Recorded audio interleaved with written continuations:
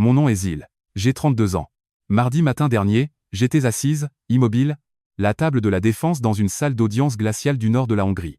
Face à moi, l'avocat de ma mère biologique brandissait une photographie. Sur la photo, je porte un tablier taché de café, serrant un balai à franges. Quelques ricanements ont parcouru l'assistance. Mes yeux se sont fixés sur Zelma, la femme qui m'a donné la vie. Elle tamponnait ses yeux secs avec un mouchoir, mais les coins de sa bouche se contractaient en un sourire satisfait. Elle pense que cette photo prouve que je ne suis qu'une servante de bas étage, moins que rien indigne de toucher à l'héritage de 4 milliards de forains de mon grand-père. Elle jubile, mais ils n'en ont aucune idée. Je suis assise ici dans un silence total, attendant cette seconde précise depuis 3 mois. Pas de cri, pas de défense. Je regarde froidement ces traîtres arrogants marcher droit, vers le champ de mine que j'ai piégé. Si vous écoutez ceci sur Noble Revenge, que votre propre sang a déjà arraché le masque de la famille pour vous piétiner. Pour un chèque, laissez un commentaire et abonnez-vous. Cette histoire est pour vous. Cela n'a pas commencé dans cette salle d'audience. Cela a commencé avec l'héritage de 4 milliards de mon grand-père. Un vétéran des missions de maintien, de la paix dans les Balkans, revenu d'entre les morts avec seulement 37 forains, froissés en poche. Le radiateur dans le coin de la pièce grondait, un râle industriel sourd qui faisait vibrer le plancher de cette salle d'audience du nord de la Hongrie. C'était le seul son en dehors du bruissement des blocs-notes juridiques et du silence lourd et humide des gens attendant un accident de voiture. L'air était rassis, goûtant la vieille poussière et les mensonges désespérés. Tarjan Vago ne marchait pas. Il rôdait. Il tournait autour du podium en acajou comme un loup, mesurant une clôture, ses chaussures italiennes coûteuses claquant contre les dalles de pierre avec un claquement rythmé et arrogant. Il s'arrêta et leva la main vers l'écran du projecteur. L'image prit vie. Grainée, crue, laide. J'étais, là, dans le cadre. J'étais courbé au-dessus d'une flaque de vomi gris vert sur le sol carrelé du bistrot de Bodog. Mon visage était caché, mais le tablier, taché de café était indubitable. Une traînée sombre et dentelée le barrait sur le devant. J'avais l'air petite. J'avais l'air brisé. J'avais l'air d'une femme qui était enfin à court d'options. Regardez ceci, dit Tarjan, sa voix tombant, dans un baryton moqueur et théâtral. Il se tourna vers le jury, laissant ses yeux s'attarder sur chacun d'eux comme s'ils partageaient un sale secret. C'est la femme qui prétend pouvoir gérer un patrimoine de 4 milliards de forains. Une serveuse, une laveuse de sol qui passe ses vendredis soirs à nettoyer après les ivrognes pour des pourboires de 1000 forains.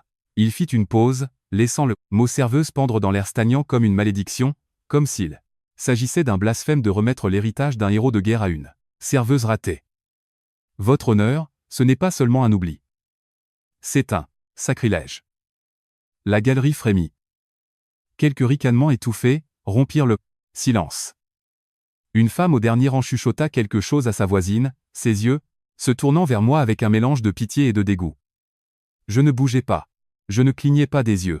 J'étais assise, la colonne vertébrale fusionnée en une ligne droite, les épaules carrées dans une posture militaire parfaite que personne ne reconnut. Mes mains étaient à plat sur mes cuisses, les doigts, détendus, exactement comme j'avais été formé lors des briefings tactiques au ministère de la Défense.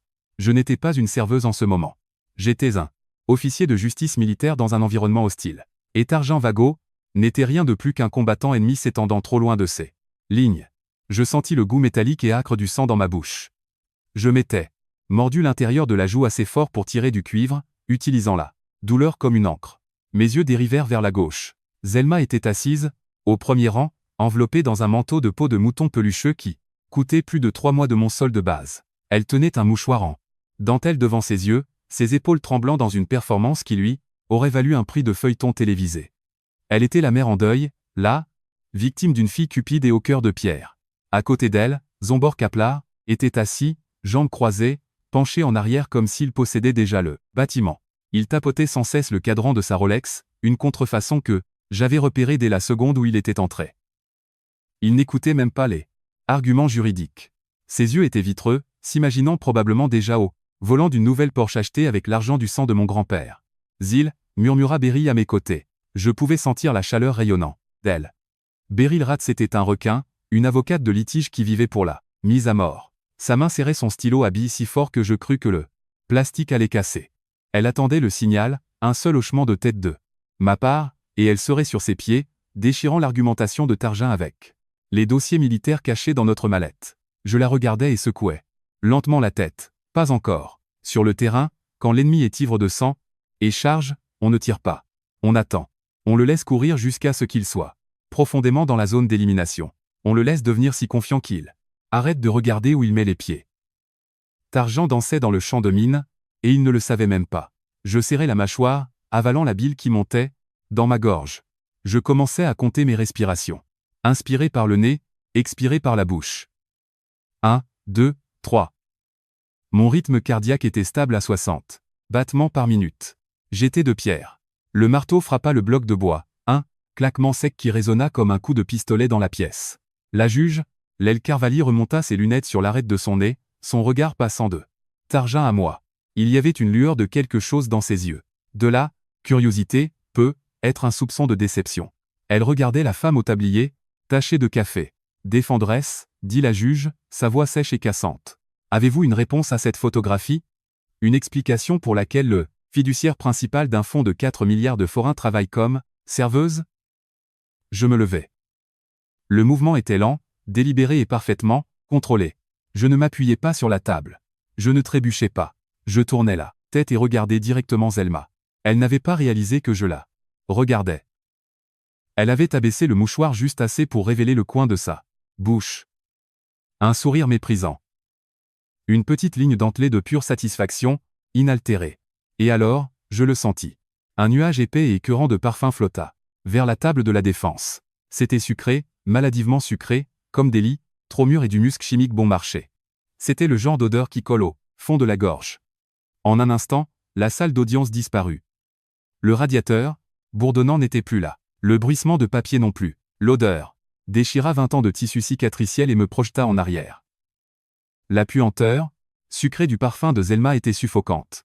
Elle combattait la seule odeur qui m'ait jamais fait me sentir en sécurité. L'odeur sèche et honnête du bois de cèdre, l'odeur du coffre où mon grand-père gardait ses médailles, l'odeur de son vieil atelier. Mais le parfum gagnait. C'était la même odeur que le jour où le monde était devenu froid. Le jour où elle m'avait regardé et avait décidé que je n'étais pas assez pour qu'elle reste. Le jour où elle m'avait jeté comme une ordure.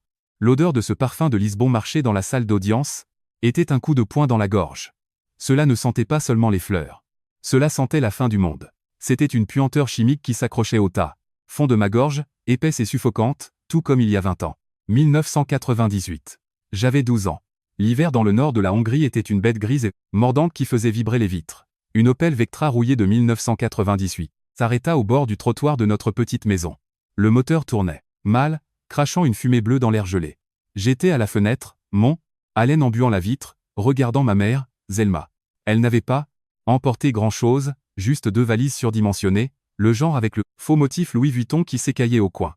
Elle ne me regarda pas. Elle ne vérifia pas si j'avais mangé. Elle jeta simplement ses sacs dans le coffre et se tourna vers moi avec des yeux qui étaient déjà à des kilomètres de là. Cette ville m'étouffe, Zil, dit-elle.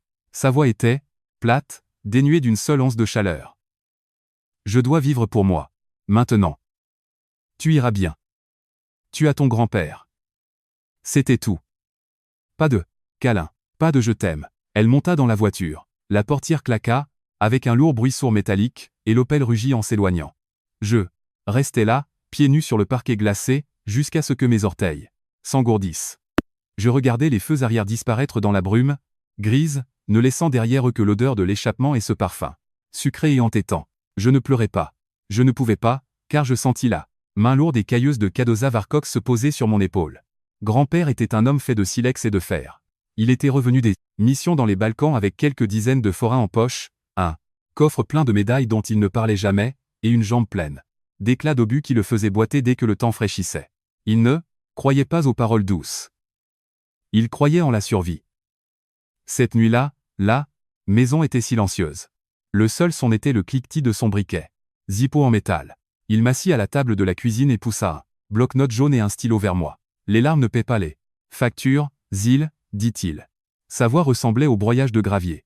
S'essuyer les yeux ne mettra pas de bois dans le poêle. Fais une liste. Qu'est-ce qui doit être fait demain? 5 articles. Commence maintenant. C'était mon enfance.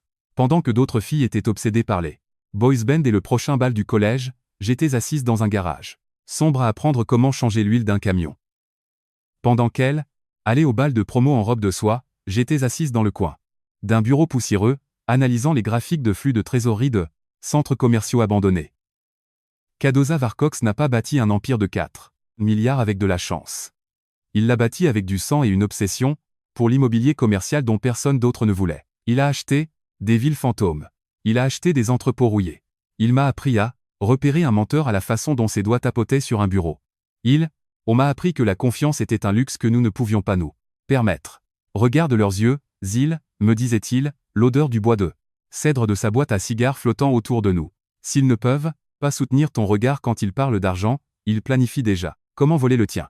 Au moment où j'eus 18 ans, j'étais plus un soldat qu'une adolescente. Je rejoignis l'armée non pas pour m'échapper, mais pour prouver que j'étais faite du même fer que lui. Je gravis les échelons. Dans le corps des auditeurs militaires. Je gérais la logistique de contrats de défense valant des milliards de forains. J'obtins une habilitation de sécurité au secret défense. Je bâtis un mur autour de mon cœur si épais que je pensais que rien ne pourrait jamais le briser. J'étais capitaine.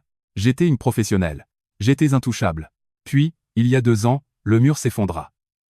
C'est arrivé un mardi. J'étais au ministère de la Défense à Budapest, terminant un rapport sur une chaîne d'approvisionnement en carburant quand mon téléphone vibra. C'était Bodog, le propriétaire du bistrot de chez moi. Zil, dit-il, ton grand-père. Il s'est effondré dans la cuisine. Je conduisis 10 heures d'affilée. Quand j'entrais dans cette chambre d'hôpital, l'homme qui avait été ma montagne n'était plus qu'une ombre. Le sifflement rythmique du réservoir d'oxygène était la seule chose qui remplissait le silence. Son briquet Zippo, celui qu'il portait depuis ses missions, était posé sur la table de nuit, froid et silencieux. Le médecin sortit dans le couloir avec moi. Il n'enjoliva pas les choses.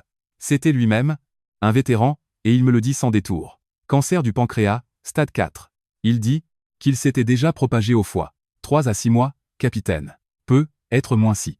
Nous n'avons pas de chance. Je regardais à travers la vitre mon grand-père. Il luttait pour respirer, sa main cherchant faiblement la boîte en bois de cèdre, qu'il gardait toujours à portée de main. À ce moment-là, ma carrière au ministère ne signifiait plus rien. Les ordres de promotion qui étaient sur mon bureau à Budapest, ceux qui m'auraient fait passer major, me semblaient être des ordures. Je sortis la lettre de promotion de mon sac. C'était un document formel. Épais avec le sceau du ministère de la Défense. Je la regardais pendant exactement 3 secondes. Puis j'agrippais les bords et la déchirais en 2. Puis, encore, et encore, jusqu'à ce qu'elle ne soit plus que des confettis blancs dans la poubelle de l'hôpital. Si vous avez déjà dû choisir entre votre carrière et la personne qui vous a réellement élevé, cliquez sur le bouton J'aime dès maintenant. Dites-moi dans les commentaires, seriez-vous resté? Écrivez. Je suis resté ou je suis parti. J'ai besoin de savoir que je ne suis pas là, seul à sacrifier tout pour la loyauté. Je retournai dans la chambre et pris la main de mon grand-père. On aurait dit du parchemin sec. Je ne repars pas, Cadoza, chuchotage. Il me regarda, ses yeux embrumés par la douleur. Mais, pendant une seconde, le vieux silex fut de retour. Il savait ce que j'avais abandonné. Et il savait que la guerre ne faisait que commencer. Je pris le téléphone et appelai le bureau de la justice militaire. Je ne demandais pas la permission. Je leur dis que je déposais une demande de réaffectation à raison familiale. Je leur dis que je rentrais chez moi. Je ne savais pas alors que Zelma regardait. Je ne savais pas qu'elle avait déjà vu les signes de forain dans la santé déclinante de mon grand-père. Les vautours tournaient déjà autour de la maison. J'utilisais la seule faveur que l'armée m'ait jamais due, la réaffectation pour motif compassionnel. Ils ne me facilitèrent pas la tâche. L'état-major à Budapest n'aime pas perdre ses meilleurs officiers. Logistique pour des affaires familiales. Mais ils me déplacèrent. Ils m'envoyèrent des couloirs sous haute pression de la capitale vers un dépôt. Logistique délabré et plein de courants d'air à 60 km de ma porte. D'entrée dans le nord de la Hongrie. C'était un entrepôt pour pièces obsolètes. Un endroit où les carrières mouraient, mais c'était assez proche. Ma vie devint un écran divisé, dentelé et épuisant. Le jour, j'étais assise dans une salle, sécurisée derrière une porte en acier renforcée de 5 cm, fixant des moniteurs cryptés. Je gérais des chaînes d'approvisionnement de 10 milliards de forains, pour des zones de combat actives, déplaçant du carburant, des munitions et des médicaments sur 3 continents différents. J'étais la voix froide de l'autorité. Quand je traversais le dépôt, les jeunes officiers claquaient des talons, le son de leurs bottes nettes sur le béton. Ils voyaient un capitaine. Ils voyaient une femme avec une poitrine pleine de rubans et un esprit comme un ordinateur tactique. Mais dès que l'horloge marquait 17-0, l'uniforme tombait. Le capitaine disparaissait. Je conduisais sous la pluie battante vers la maison, sur la colline, mes mains sentant encore le gasoil et le vieux papier. Dans cette maison, je n'étais pas un officier. J'étais un fantôme. J'étais une fille. Avec un stéthoscope et un flacon de morphine à haute dose. Je changeais ses couches lourdes et souillées. Je récurais l'odeur de la maladie sur le sol de la salle de bain. Je passais des heures à donner à la cuillère du bouillon de bœuf, tiède à l'homme qui m'avait jadis appris à redémarrer un camion dans un blizzard. Chaque gorgée qu'il prenait ressemblait à une victoire durement gagnée. Puis le cancer prit un tournant. Il cessa d'être une lente pourriture, et devint une embuscade. Je ne pouvais pas m'absenter 40 minutes, encore, moins 60 km. Sa respiration devenait un son râpeux et désespéré qui hantait mon sommeil. Je ne pouvais pas le laisser seul. Je pris mon uniforme de cérémonie, le bleu marine impeccable, la chemise blanche empesée, les insignes de grade de capitaine, et je les enfermai dans le noir du placard. Je descendis, 2 pâtés de maison jusqu'au bistrot de Bodog. L'endroit sentait la vieille graisse, le pain grillé brûlé et le tabac bon marché. Je m'approchai du comptoir, mes yeux enfoncés dans mon crâne après une semaine sans vrai sommeil. Bodog ne me demanda pas de CV. Il ne me demanda pas pourquoi une femme avec ma posture cherchait un quart de travail à temps partiel dans un boui-boui. Il regarda mes mains tremblantes, tendit le bras sous le comptoir et me tendit un lourd tablier en toile. Il était taché par 3 ans de café et de graisse. Le service commence maintenant, dit-il, se tournant vers le grill. Ce travail était ma bouée de sauvetage. Pas pour l'argent. Les pourboires étaient des insultes, mais pour la distance. Cela me permettait de lâcher le balai et de courir chez moi toutes les 60 minutes pour vérifier si son cœur battait toujours. Je sprintais dans la ruelle arrière, faisais irruption par la porte de la cuisine, et restais au-dessus de son lit jusqu'à ce que je voie le léger et frêle soulèvement de sa poitrine. Puis je revenais en courant, nouais le tablier et prenais une autre commande d'œufs sur le plat. Les généraux à Budapest auraient une attaque s'ils m'avaient vu. Leur prodige de la justice militaire récurait maintenant la graisse sur le sol pour des hommes qui ne regardaient même pas son visage. Pour la ville, je n'étais qu'une serveuse ratée qui n'avait pas pu s'en sortir dans le monde réel. Pour moi, ce bistrot était une base d'opérations avancée. Le tablier était ma nouvelle armure. La nuit de la photo était un mardi. Un blizzard de montagne s'était abattu sur la ville, transformant le monde en un vide blanc hurlant. J'étais éveillé depuis 36 heures d'affilée. J'avais passé la matinée à coordonner un envoi logistique, secret pour une base au Kosovo et la soirée à esquiver les ivrognes chez Bodog. Vers 2 heures du matin, un habitué dans un box d'angle, un gars qui avait perdu son emploi au moulin, tomba malade. Ce n'était pas beau à voir. Je n'attendis personne. Je pris le seau et le balai. J'étais un officier de justice militaire, mais le devoir est le devoir. Je m'agenouillais dans le givre et la saleté, récurant le sol parce que cela devait être fait. Mes mains étaient à vif à cause de l'eau de Javel. Je traînais le lourd sac poubelle dégoulinant jusqu'à la ruelle. Le vent m'emporta et mes bottes glissèrent sur une plaque de glace noire. Je tombai lourdement. Mes genoux frappèrent le béton gelé. Le sac se déchira et un mélange immonde de neige boueuse et de marques de café froid imbiba mon tablier, le transformant en un désordre lourd et humide. Flash. Un éclat de lumière blanche traversa la neige qui tombait. Cela venait d'une berline noire, tournant au ralenti près des bennes à ordures. Je ne levai pas les yeux. Je m'en moquais d'un pervers avec un appareil photo. Mon téléphone vibrait dans ma poche. L'application de monitorage cardiaque à distance hurlait. Son pouls était filant, défaillant. Je n'enlevai même pas le tablier. Je courus simplement. L'air glacial ressemblait à du verre brisé dans mes poumons alors que je sprintais les 2 pâtés de maison jusqu'à la maison. Mes pieds glissaient sur la glace traîtresse. J'entrai brusquement, mes vêtements trempés et sentant les ordures, et j'arrivai à son chevet juste au moment où ses yeux se fermaient pour la dernière fois. Il mourut cet après-midi-là. La maison devint soudainement, violemment, silencieuse. Le seul son était le tic-tac de l'horloge et l'odeur lourde et stagnante de l'antiseptique. Les funérailles furent une affaire froide, solitaire. Il y eut un cercueil drapé d'un drapeau et une salve de 3 coups de fusil qui craqua comme le tonnerre sur le sol gelé. Un jeune sergent, pas plus vieux que moi quand je m'étais engagé, s'agenouilla devant moi et me remit le triangle plié du drapeau hongrois. Zelma ne se montra pas. J'appris plus tard qu'elle était sur un yacht privé sur la côte d'Azur, sirotant des cocktails, pendant que l'homme qui l'avait élevée était descendu dans la terre froide de Hongrie. Elle n'appela pas. Elle n'envoya pas de carte. Elle resta silencieuse. Jusqu'à ce que 3 semaines plus tard, le cabinet d'avocats envoie les avis officiels. 4 milliards de forains. La sonnette retentit à 8-0 un lundi, pluvieux. Ce n'était pas une demande, c'était une exigence. Je me tenais dans le couloir sombre, regardant la porte. Je pouvais déjà sentir ce parfum sucré et entêtant à travers les fentes du vieux bois. C'était une odeur qui n'avait pas sa place dans une maison de deuil. Les vautours avaient enfin trouvé la carcasse. Je tendis la main vers la poignée. La bataille pour l'âme de mon grand-père était terminée. Mais la guerre pour son héritage ne faisait que commencer. Le silence dans la maison était un poids physique. Le grand-père était parti, et l'écho de sa respiration saccadée avait été remplacé par une immobilité qui me faisait bourdonner les oreilles. Je m'assis à la table de la cuisine la nuit après les funérailles. La seule lumière provenait de l'ampoule, vacillante au-dessus de la cuisinière. Devant moi se trouvait la boîte en bois, de cèdre, sa surface rugueuse et brute contrastant avec la réalité froide et stérile des 3 derniers mois. Je fis sauter le loquet. Il ne cliqua pas, il gémit. À l'intérieur reposaient les documents juridiques, le testament notarié, officiel et une seule feuille de bloc-notes jaune couverte de l'écriture serrée et dentelée de Cadoza. Il n'écrivait pas comme un poète. Il écrivait comme un homme qui avait passé sa vie à mesurer le risque dans la boue. Le décret, ces derniers mots, me frappa comme un objet contondant. J'aime ma fille.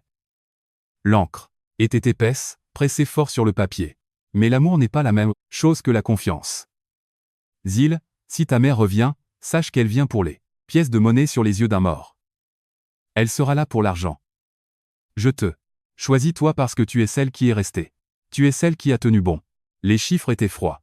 Zelma recevait exactement 70 millions de forains. Un cadeau d'adieu, l'appelait Cadoza. Le reste, les 4 milliards de forains en immobilier commercial, les fonds fiduciaires, les comptes gérés, chaque centime, était à moi. Je pliai le papier et le glissai dans ma poche. Ma mâchoire était serrée. J'étais une sentinelle maintenant, gardant un héritage que les vautours encerclaient déjà. 6 jours plus tard, la sonnette ne sonna pas. Elle hurla. Je ne me précipitais pas. Je marchais vers la porte avec le même pas mesuré que j'utilisais pour me rendre à une audience disciplinaire. J'ouvris la lourde porte en chêne. Ils étaient là. Zelma Varcox se tenait sur le porche, serrant un sac Hermès de contrefaçon si fort que ses articulations étaient blanches. Son visage était un masque de fond de teint coûteux et de désespoir. Derrière elle, se tenait Zombor Kaplar, le nouveau mari. Il avait l'air huileux et louche d'un homme qui passait ses journées à trafiquer les compteurs kilométriques de voitures d'occasion. Il portait un costume un ton trop brillant, et cette fausse Rolex de la salle d'audience tiquait toujours à son poignet. Zelma n'attendit pas d'invitation. Elle me bouscula pour entrer dans le hall, ses talons, aiguilles claquant sur le parquet comme une salve d'armes légères. Elle s'arrêta au milieu du salon et commença à agiter sa main devant son visage, un regard de pur dégoût tordant ses traits. Mon Dieu, Zil, railla-t-elle, sa voix stridente. Ça sent la maison de retraite ici. Cet antiseptique pue. Comment peux-tu respirer dans ce tombeau? Je ressentis une vague de fureur froide. J'avais respiré cette odeur pendant 2 ans. J'y avais vécu, j'y avais dormi, et je l'avais récuré sur le plancher pour que son père puisse mourir avec une once de dignité pendant qu'elle sirotait des margaritas sur un bateau. Je ne dis pas un mot.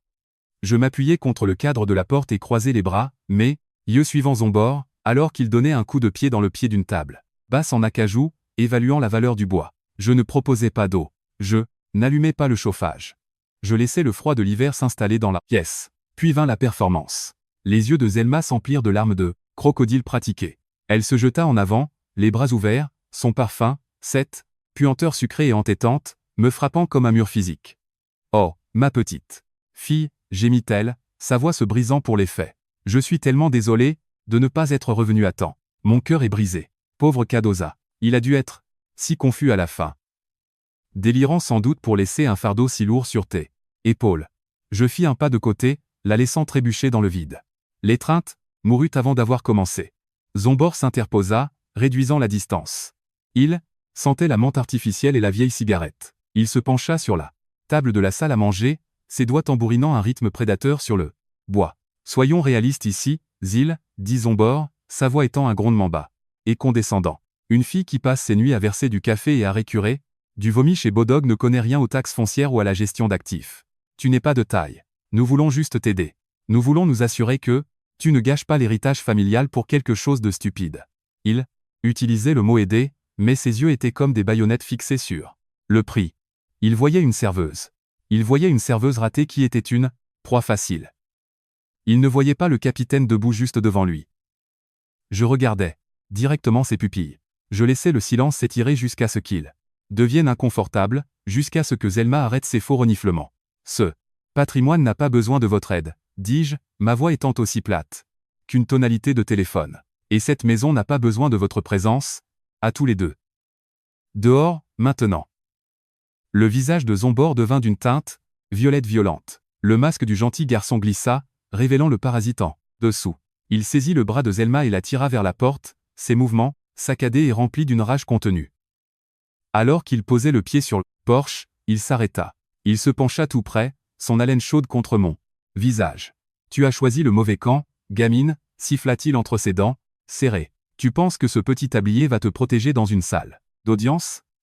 On va te dépouiller jusqu'à l'os. » Il claqua la portière de la voiture si fort que l'Opel en trembla.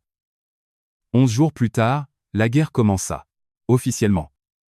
J'étais chez Bodog en train d'essuyer le comptoir après le rush du déjeuner quand un homme dans un coupe-vent bon marché entra. Il ne commanda pas de café. Il mit la main dans sa veste, sortit une épaisse enveloppe blanche, et me la fourra dans la main. Une assignation, un procès pour contester le testament. Les vautours n'étaient plus seulement en train de tourner. Ils plongeaient. L'enveloppe était épaisse, lourde, blanche. Elle était posée sur le comptoir taché de graisse du bistrot de Bodog comme une mine antipersonnelle, attendant un pas. Je ne l'ouvris pas tout de suite. Je finis d'abord d'essuyer l'arrière de la machine à expresso industriel. Le bourdonnement rythmique de la machine était la seule chose qui empêchait le silence d'écraser la pièce. Je glissais mon pouce sous le rabat de papier.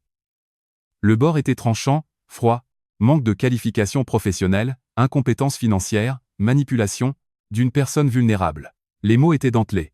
Ils étaient conçus pour couper. Je serrais les bords de l'assignation juridique si fort que le bout de mes doigts commença à pulser. La peau devint blanche, puis d'un violet meurtri, et colérique. Une petite traînée de sang provenant d'une coupure de papier, fraîche brouilla le mot serveuse. Je n'étais pas seulement une serveuse. J'étais un officier de l'armée hongroise avec une habilitation de sécurité au secret défense. J'avais géré des chaînes logistiques qui nourrissaient 10 000 soldats dans des zones de guerre actives. J'avais personnellement audité la fiducie de mon grand-père, générant un rendement annuel de 14% pendant que ces deux-là s'occupaient de plafonner leurs cartes de crédit au centre commercial. Et pourtant, c'était là, noir sur blanc, devant l'État hongrois.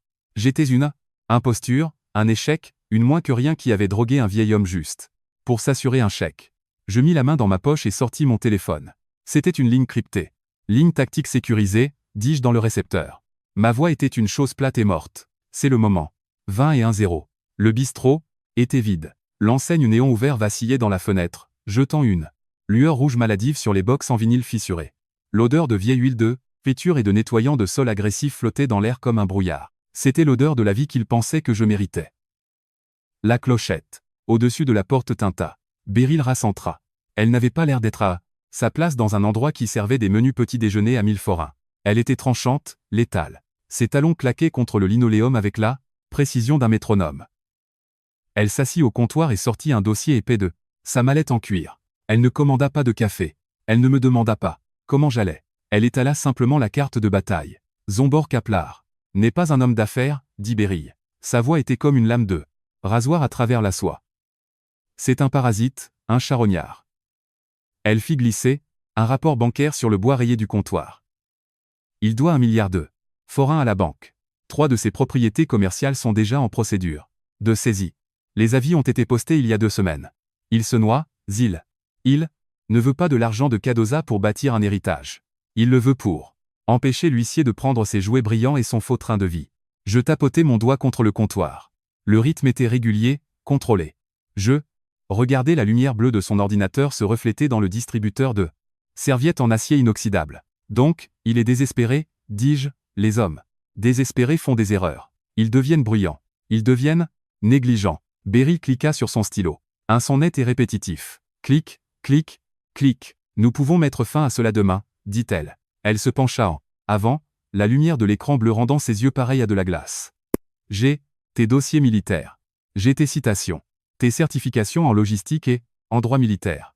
Nous entrons dans cette salle d'audience, nous jetons cela sur le bureau de la juge et nous regardons Tarjan s'étouffer avec sa propre cravate coûteuse.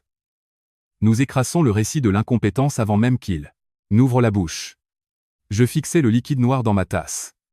Amer, froid, un expresso sans un grain de sucre. Le goût était celui du charbon de bois et de l'acide de batterie. J'aimais cette brûlure. Elle me gardait ancré. Non, dis-je. Beryl arrêta de cliquer sur son stylo. Non. En théorie militaire, quand l'ennemi pense avoir une position supérieure, on ne le corrige pas, dis-je. On le laisse s'étendre. On laisse ses lignes de ravitaillement s'étirer. Jusqu'à ce qu'elles cassent. On le laisse devenir si à l'aise dans sa propre arrogance qu'il oublie de regarder derrière lui. Je désignais le tablier en toile tachée suspendu à la patère près de la porte de la cuisine. Celui avec la boue et les taches sombres de café de la nuit où j'étais tombé dans la neige fondue. Ils veulent une serveuse de classe inférieure. Ils veulent une ratée. Ils veulent une fille qui ne sait pas compter au-delà de 20 sans utiliser ses orteils. Très bien, je vais leur donner exactement ce qu'ils veulent voir. Je porterai leurs insultes comme un uniforme. Beryl m'observa.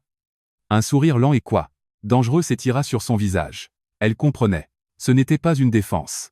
C'était une embuscade de Manuel. Tu vas les laisser utiliser cette photo ? Demanda-t-elle. Je vais les laisser bâtir toute leur affaire là, dessus, répondis-je. Je veux qu'ils dépensent chaque once de leur énergie à se moquer de moi. Je veux que Targin sente qu'il a déjà gagné.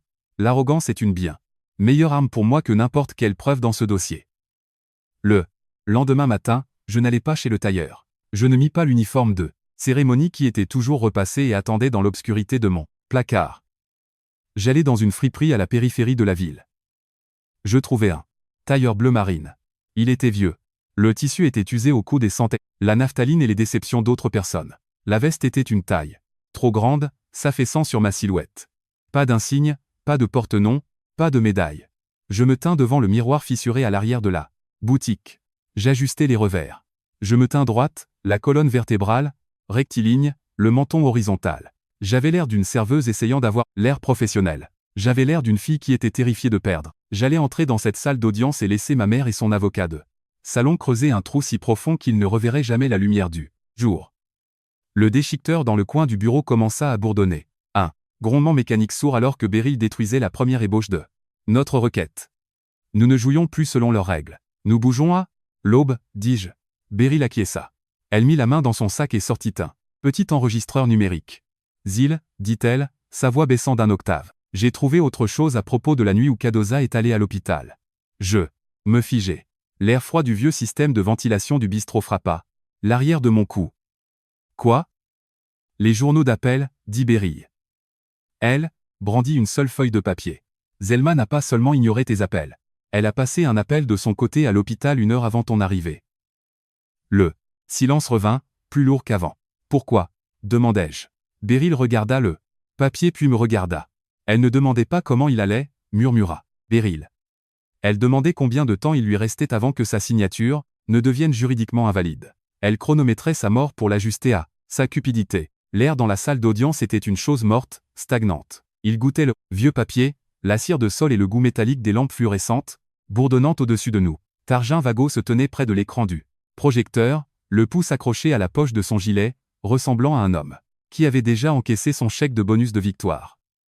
Il ne voulait pas seulement l'argent, il voulait l'exécution publique de mon caractère. Il fit signe à l'huissier.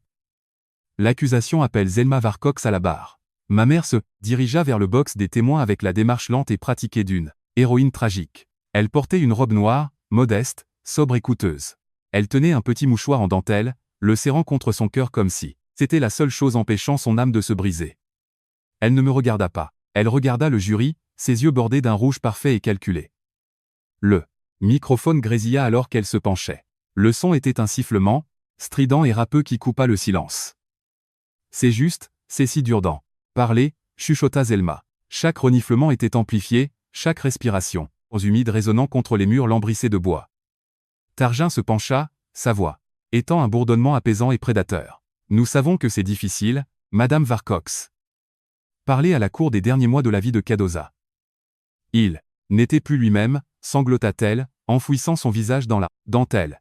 Mon père était un homme fort, mais à la fin, il était confus, dément. Zil, elle m'a tenu à l'écart. Elle m'a dit qu'il ne voulait pas me voir. Elle l'a isolé dans cette maison, lui remplissant la tête de mensonges pendant qu'elle le manipulait comme une marionnette. Je pense qu'elle utilisait ses médicaments pour le garder obéissant, pour forcer sa main sur ce testament. Elle regarda la juge, une seule larme s'échappant et roulant sur sa joue. Elle n'est qu'une serveuse dans un bistrot. Elle n'a pas d'avenir.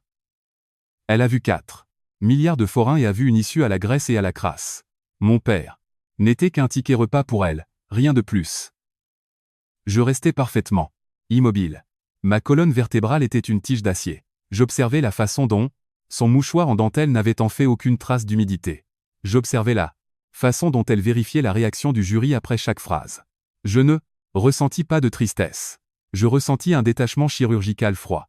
Mon rythme cardiaque était exactement à 60 battements par minute. Puis vint Zombor.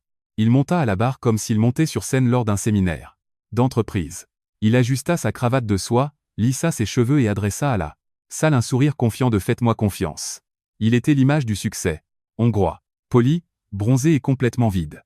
En tant qu'homme d'affaires avec des décennies d'expérience dans la gestion d'actifs, commença Zombor d'une voix tonitruante et arrogante. Je ne peux pas rester sans rien faire alors qu'un héritage comme celui de Cardoza est jeté aux oubliettes. Nous parlons d'immobilier commercial complexe, de comptes fiscalement protégés et de portefeuilles de plusieurs milliards de forains. Ce ne sont pas des choses qu'on apprend en resservant du café à des camionneurs. Il tourna la tête vers moi, ricanement retroussant sa lèvre. C'était un regard de pur mépris de classe. Inaltéré. Zil ne possède même pas une voiture qui fonctionne. Elle vit dans une maison qu'elle n'a pas payée. Elle n'a aucun diplôme en finance, aucune expérience dans le secteur privé, et, honnêtement, aucune raison de s'occuper d'eux. Quoi que ce soit de plus compliqué qu'un seau de balai. Lui donner 4 milliards de forains, c'est comme donner une arme chargée à un enfant en bas âge. Tarjan se pencha en arrière, les mains grandes ouvertes. Selon votre opinion professionnelle, Monsieur Kaplar, la défendresse possède-t-elle la capacité, mentale ou professionnelle de gérer ce patrimoine? Zombor laissa échapper un court rire moqueur. La gamine nettoie du vomi pour des pourboires de 1000 forains, Tarjan. À moins qu'elle ne sache transformer les grains de café en lingots d'or, je dirais qu'elle est à peu près aussi qualifiée que les pigeons. Dans le parc, la galerie éclata. Une vague de ricanements et de rires étouffés parcourut la pièce. Un homme au deuxième rang secoua la tête, me regardant avec un mélange de pitié et de moquerie. Le récit de la serveuse ratée avait pris racine. Pour eux, j'étais une blague. Une moins que rien essayant de jouer dans la cour des grands. La juge Carvalli frappa son marteau. Le craquement du bois sur le bois sonna comme un coup de feu. Ordre. Je veux de l'ordre dans cette cour. Je tendis la main vers le gobelet en plastique sur la table. L'eau était tiède et avait le goût du plastique dans lequel elle reposait. Je pris une gorgée lente. Je ne regardais pas Zombor. Je regardais la façon dont la lumière frappait les grains de poussière dansant dans l'air. J'étais un fantôme. J'étais l'ombre qu'il n'avait pas vu venir. Tarjan s'assit, un sourire suffisant plaqué sur son visage. Il regarda Berry et fit un geste d'un mouvement du poignet comme pour dire « à ton tour d'échouer ». Si vous avez déjà été celle qui est restée pour faire le travail difficile alors que tout le monde courait vers la sortie, cliquez sur ce bouton « J'aime dès maintenant ». Je veux voir les vrais. Écrivez loyauté dans les commentaires si vous croyez que se montrer présent compte plus qu'un costume chic. Dites-moi, avez-vous déjà été moqué pour le travail que vous avez dû prendre? Beryl Rath se leva. Elle n'avait pas de projecteur. Elle n'avait pas de performance dramatique. Elle boutonna lentement son blasé, le son du bouton glissant dans la boutonnière étant le seul bruit dans le silence soudain. Elle se dirigea vers le centre du sol, portant une seule mince feuille de papier blanc. Elle ne regarda pas le jury. Elle ne regarda pas la juge. Elle marcha droit vers le box des témoins, et s'arrêta à quelques centimètres de Zombor Kaplar. Beryl se pencha, sa voix tombant à un sifflement bas et létal qui fut entendu dans chaque coin de la pièce. C'était le son d'une lame tirée d'un fourreau. Monsieur Kaplar, dit Beryl, vous parlez beaucoup de compétences financières et de gestion d'actifs. Vous semblez très préoccupé par la sécurité de l'argent de Cardoza Varcox. Zombor ajusta sa cravate, le torse bombé. Je le suis. C'est une question de principe, je vois. Beryl brandit le papier dans sa main. Alors peut-être, pouvez-vous expliquer ceci? Ceci est la liste officielle des saisies de la Banque centrale datée d'il y a 3 jours. Pouvez-vous dire à la Cour pourquoi 4 de vos propriétés commerciales sont actuellement saisies par l'État pour non-paiement d'une dette d'1 milliard de forains? La couleur quitta le visage de Zombor si vite qu'on aurait dit que quelqu'un avait retiré un bouchon. Le masque de l'homme d'affaires ne fit pas que glisser, il se brisa. C'est une affaire privée, bégaya-t-il, sa voix montant d'un octave. Vraiment? Demanda Beryl, sa voix se durcissant. Ou la seule raison pour laquelle vous êtes dans cette salle d'audience est que vous avez besoin d'1 milliard pour vous éviter un dépôt de bilan? Le silence qui suivit n'était pas seulement tranquille. C'était un vide. Zombor agrippa les bords de la barre des témoins jusqu'à ce que ses articulations deviennent blanches, ses yeux se tournant vers Zelma, qui avait soudainement arrêté de pleurer. Le prédateur venait de devenir la proie. Le silence dans la salle d'audience n'était pas seulement tranquille. C'était et vide.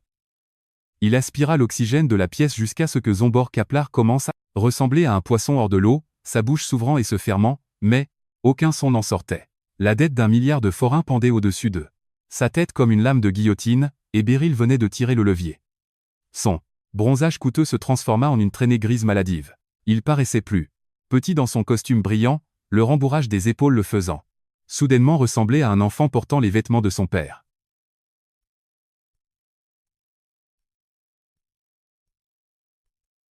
Propriété commerciale en saisie, Monsieur Kaplar, dit Beryl. Sa voix ne monta pas. Elle resta basse, un bourdonnement régulier et létal qui vibrait à travers le plancher.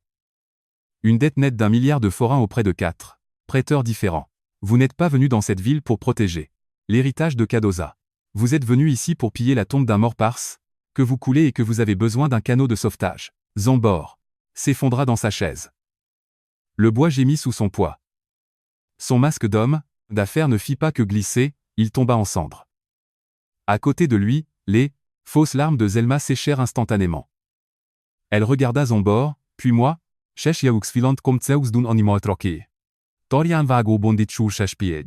il transpirait maintenant, une tache sombre se propageant sous les bras de son blasé à 900 000 forains. L'odeur de sa peur me frappa, froide, acide et désespérée.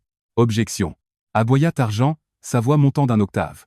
C'est une tentative désespérée de diffamation. Cela n'a aucun rapport avec le fait. La défendresse est une serveuse sans éducation qui est clairement inapte à gérer une fiducie de cette ampleur. La juge Carvalli ne le regarda pas. Elle me regardait. Elle se pencha en avant sur le banc, ses yeux se rétrécissant. Derrière ses lunettes. Maître Vago, asseyez-vous avant que je ne vous déclare coupable d'outrage au tribunal. Maître Race, poursuivez. Je sentis, la concentration froide familière s'installer dans ma poitrine. C'était le même sentiment que j'avais à l'arrière d'un blindé avant une mission au Kosovo. La cible était marquée. Les coordonnées étaient verrouillées. Je tournai légèrement la tête et croisai le regard de Beryl. Je lui fis le plus léger, presque invisible hochement de tête, prête pour l'engagement. Beryl plongea la main dans sa mallette en cuir. Elle ne sortit pas un bloc-notes ou un graphique glacé. Elle sortit un dossier épais et lourd relié en vert olive, le vert mat, indubitable de l'armée hongroise.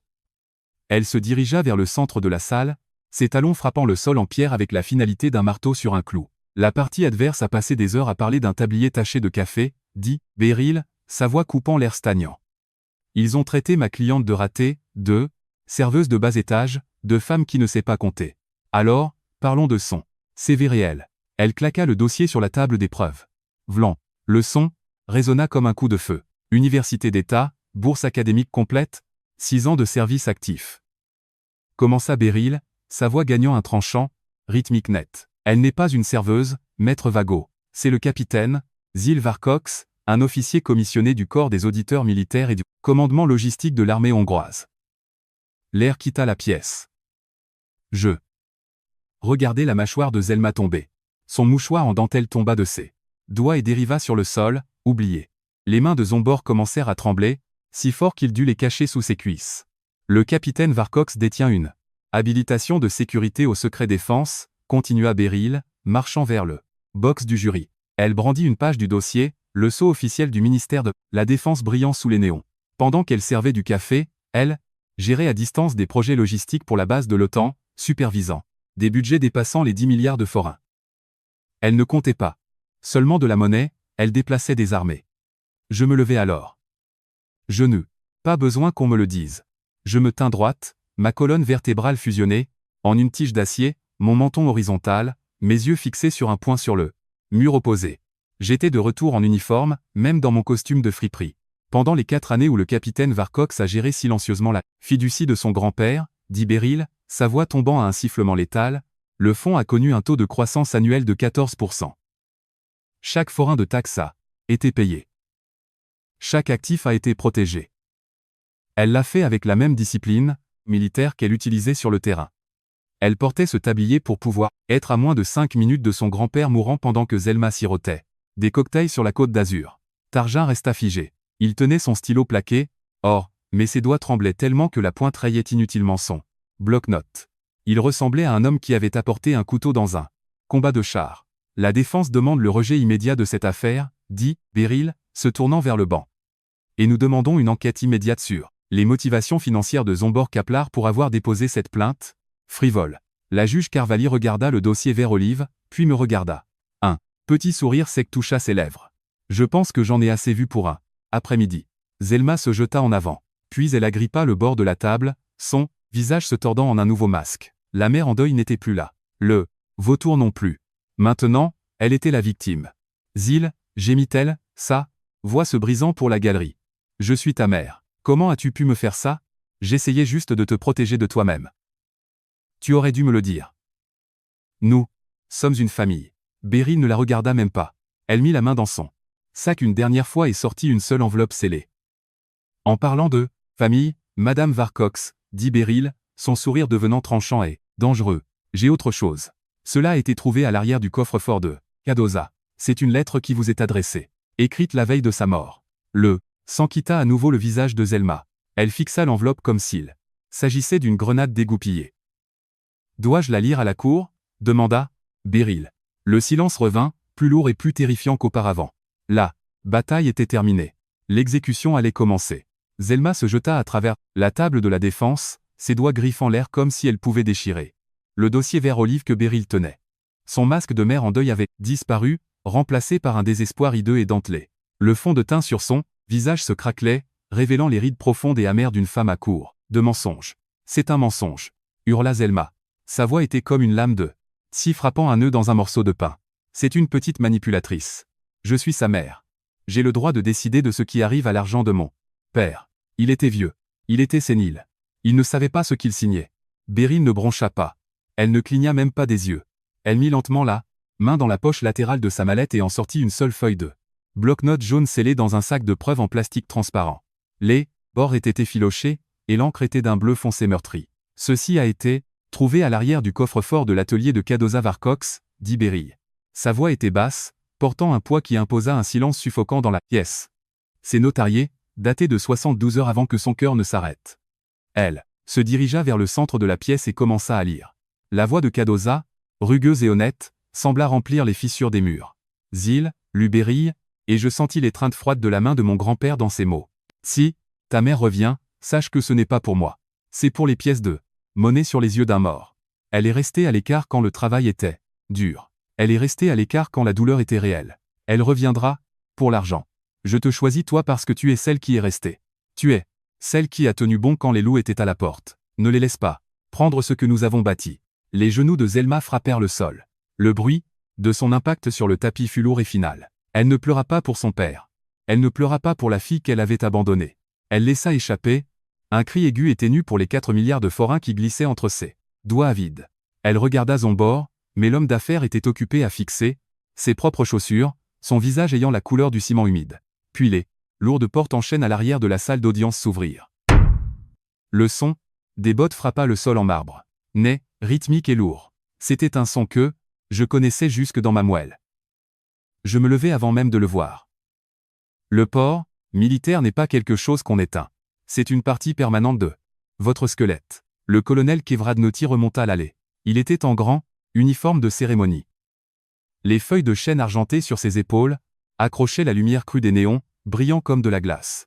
Il ne regarda pas les avocats. Il ne regarda pas la galerie. Il marcha droit vers la barre des témoins, son dos droit comme une baïonnette. Targin essaya de se lever, sa main tremblant alors qu'il cherchait son verre d'eau. Votre honneur, ce témoin n'était pas sur la liste. Asseyez-vous, Targin, dit la juge. Carvalli. Sa voix était un râle sec. Colonel, veuillez décliner votre identité pour le procès-verbal. Kevradnoti, armée hongroise. Sa voix était comme du coup, gravier broyé dans un tambour. Il tourna la tête et me regarda. Ce n'était pas un regard de pitié. C'était un regard de reconnaissance. Le capitaine Zil, Varcox a servi sous mon commandement direct pendant 4 ans. Elle était le meilleur officier de logistique et de justice militaire qu'il m'ait été donné. L'honneur de diriger. Si je devais choisir 5 personnes pour descendre dans un trou noir, elles seraient en haut de cette liste. Le silence dans la pièce était absolu. On pouvait entendre le ronflement du radiateur et la respiration saccadée et brisée de Zelma sur le sol. Elle n'a pas demandé de décharge, continua le colonel, ses yeux perçant le jury. Elle a demandé une réaffectation, pour raison familiale afin de pouvoir essuyer le front d'un vétéran mourant. Elle a pris un emploi dans un bistrot parce que c'était le seul moyen pour elle d'être assez proche de son grand-père pour l'entendre respirer. Ce n'est pas de l'incompétence. C'est la forme de devoir la plus élevée dont j'ai jamais été témoin. La juge Carvalli remonta ses lunettes. Elle regarda le dossier vert, Olive. Elle regarda la lettre. Puis elle me regarda. Capitaine Varcox, dit la juge, et pour la première fois, sa voix était presque douce. Pourquoi n'avez-vous pas mis fin à cela dès le premier jour? Pourquoi n'avez-vous pas fait venir le colonel il y a un mois pour arrêter ce cirque? Je me tins, debout, les mains jointes derrière le dos. Je regardais la photo que Targin Vago avait utilisée pour m'humilier. Celle de moi agenouillé dans la saleté chez Bodog. Parce que mon grand-père m'a appris qu'un titre ne fait pas la personne, votre honneur, dis-je. Ma voix était stable, une ligne plate de vérité froide. Je portais ce tablier parce que c'était ce qui devait être fait. Je me suis agenouillé dans cette neige fondue parce que mon grand-père avait besoin de moi à 5 minutes, pas à 60 km dans une base. Il pensait pouvoir utiliser cette saleté pour me faire honte. Mais la graisse et la boue sur cette toile sont plus propres que les mensonges dans leur costume. 3 pièces. Je le porterai à nouveau demain si cela signifiait que je pouvais tenir sa main 1 minute de plus. La juge Carvalli hocha lentement la tête. Elle tendit la main vers son marteau. Le bois semblait lourd dans sa main. 7. Cour trouve que les réclamations des demandeurs sont non seulement sans fondement, mais un affront à l'intégrité de ce système juridique, dit-elle. Ses yeux se fixèrent sur Targin Vago, qui semblait vouloir ramper sous la table. La requête pour contester le testament est rejetée avec préjudice. Et maître Vago, je réfère votre conduite au comité d'éthique pour l'utilisation flagrante de diffamation trompeuse. Crac. Le marteau frappa le bloc. Le son fut comme un coup de feu résonnant dans la pièce et enterrant les mensonges des 6 derniers. Moi. Je ne restais pas pour les regarder se débattre. Je ne regardais pas Zelma, alors qu'elle suppliait Zombor de rester. Je sortis de cette salle d'audience, les bottes du colonel résonnant derrière moi. Je sortis dans la lumière froide et grise du nord de la Hongrie. La guerre était terminée, mais le silence de l'après-coup ne faisait que commencer. Les lourdes portes en bois de la salle d'audience se refermèrent derrière moi. Avec un dernier bruit sourd, le son résonna dans le couloir de marbre, un bruit, froid et creux qui signalait la fin du massacre. Cela ne ressemblait pas à une victoire. Cela ressemblait à une opération de nettoyage après une embuscade, particulièrement sanglante sur le bord de la route. J'ajustai la sangle de mon sac, mes doigts effleurant la toile rugueuse du dossier vert olive. Le couloir, était où zéphilés et gos brisés? Zombor kapla était à 100 mètres devant moi, cesse, talons claquant frénétiquement contre le sol en pierre. Il ne marchait pas, il s'enfuyait. Il avait son téléphone collé à l'oreille, sa voix étant un râpeux, désespéré et dentelé qui portait dans le couloir. Annule le virement, dit-il. Annule. L'affaire de Budapest est morte. Je n'ai pas de garantie. Tu m'entends? La banque va tout geler d'ici demain matin. Il ne regarda pas en arrière. Il ne regarda pas la femme qui le suivait à 3 pas, essayant d'attraper sa manche. Zelma tendit la main vers lui, sa main tremblante. Zombor, attends, on peut parler à Targin. On peut trouver une faille. Mon père était clairement hors de lui. Zombor se retourna, son visage étant un masque, contorsionné de haine pure et inaltérée. Il ne fit pas que repousser sa main. Il l'écarta comme s'il s'agissait d'un morceau de viande pourrie. Il ne se souciait pas des caméras ou des quelques curieux qui regardaient depuis les bancs. Lâche-moi, Zelma. Cracha-t-il. L'homme d'affaires avait disparu. La version lisse et polie de l'homme qui était entré ce matin avait été remplacée par un rataculé. Tu m'as dit que c'était du tout cuit. Tu m'as dit que ta fille n'était personne, une serveuse. Tu me coûtes 1 milliard de forains et ma réputation. Tu ne me sers à rien maintenant. Reste dans ce trou perdu pour ce que ça me fait. J'en ai fini. Il n'attendit pas de réponse. Il entra dans l'ascenseur, les portes argentées se refermant sur leur mariage avant même qu'elle ne puisse prononcer un mot. Le parasite avait réalisé que l'hôte était à sec. Il passait à la proie suivante, laissant ses décombres derrière lui. Zelma resta là, au milieu du couloir. Elle ressemblait à un fantôme qui était resté éveillé trop tard. Le fond de teint coûteux qu'elle avait appliqué si soigneusement ce matin s'était fissuré et son mascara avait coulé dans les ridules autour de ses yeux, se transformant en traînées noires et laides. Elle n'était plus la fille en deuil. Elle n'était même plus la victime. Elle n'était plus qu'une femme qui avait tout misé sur un mensonge et avait perdu. Elle me vit. Ses yeux, bordés de rouge et vides, se rétrécirent en fente. La haine en eux était physique, une chaleur froide qui rayonnait à travers les 3 mètres d'espace entre nous.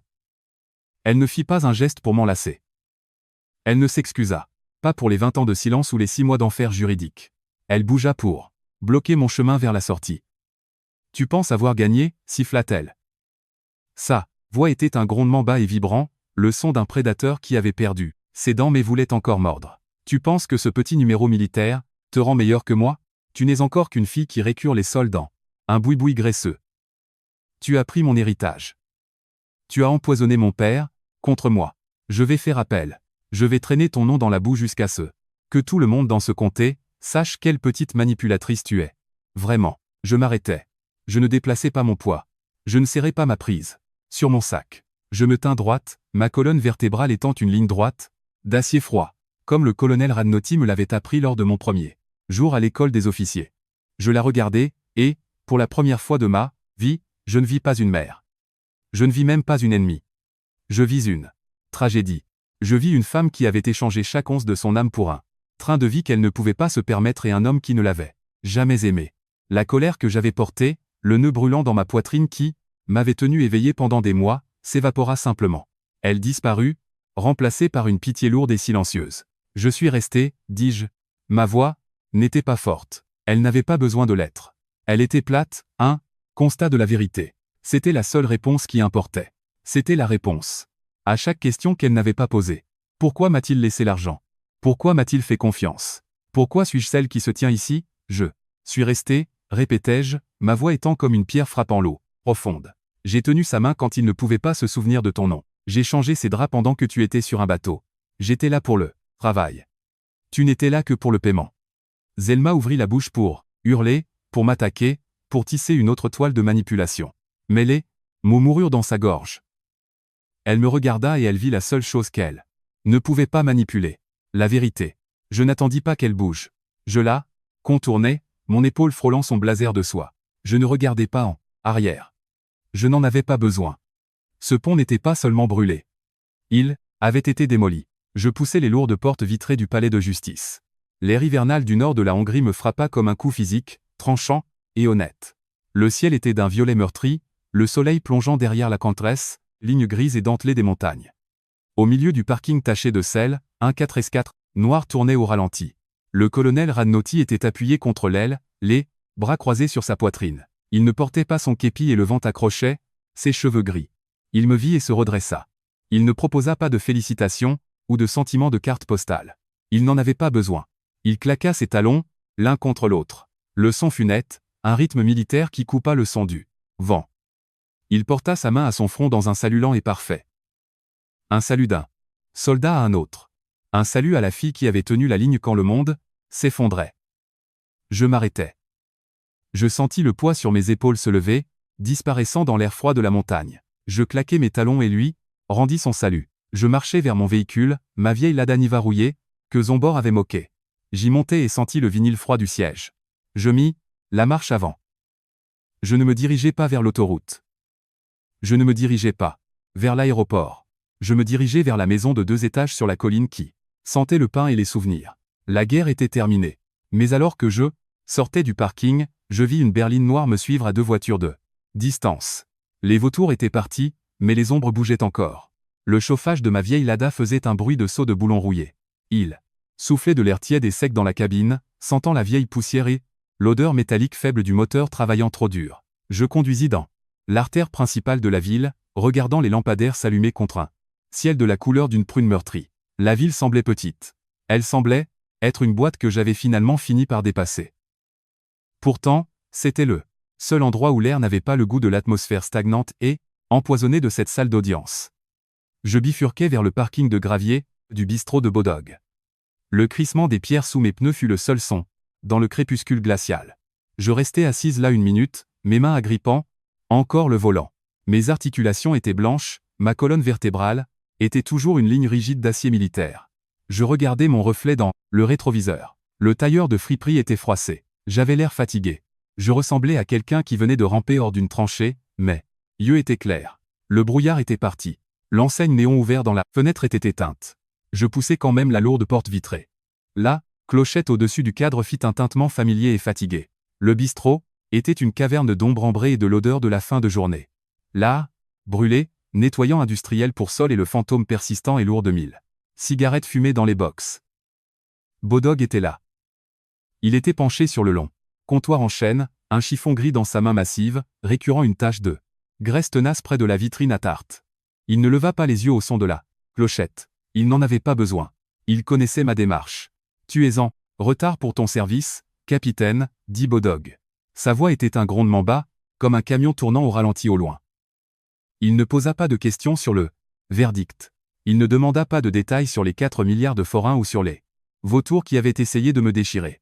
Il ne regarda pas le costume. Pour lui, je n'étais pas une manchette de journal ou un paiement. J'étais juste là. Fille qui savait comment gérer le rush de 2 heures du matin sans transpirer. Je sentis mes épaules descendre de 5 centimètres. La tension qui s'était soudée, dans mes muscles depuis les funérailles commença enfin à se fissurer. La circulation était une plaie, répondis-je. Je m'avança et m'assis sur le tabouret d'angle. Le vinyle était froid et craquelé, la mousse dépassant des coutures. Je me sentais plus chez moi ici que je ne le serais plus jamais dans la grande maison sur la colline. Bodog arrêta de récurer. Il jeta le chiffon sur le comptoir et se tourna.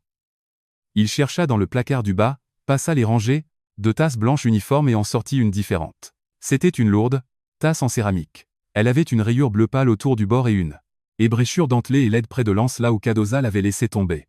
Un matin de gel il y a 3 hivers. Bodog l'avait gardée. Il l'avait déplacée à l'arrière de l'étagère le jour où mon grand-père était mort, la gardant comme un morceau de terre sacrée. Bodog la remplit de café.